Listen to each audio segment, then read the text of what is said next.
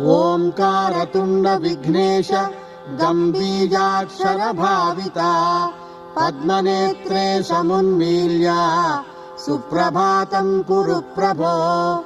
श्रीगणेश शिवानंद लहरी संप्रवाहक निर्विघ्नं जगतां देवा मंगलं कुरु सर्वदा। द्विजसंघाः प्रबुद्धास्त्वां वाग्विशेषैस्तुवन्ति त्वत्पदाब्जं करैः स्प्रष्टुं सूर्यदेवः समीहते।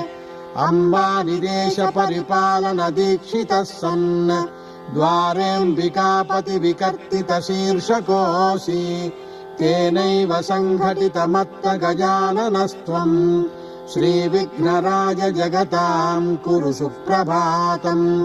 जन्मादि षड्विध विकार विशाल विश्वः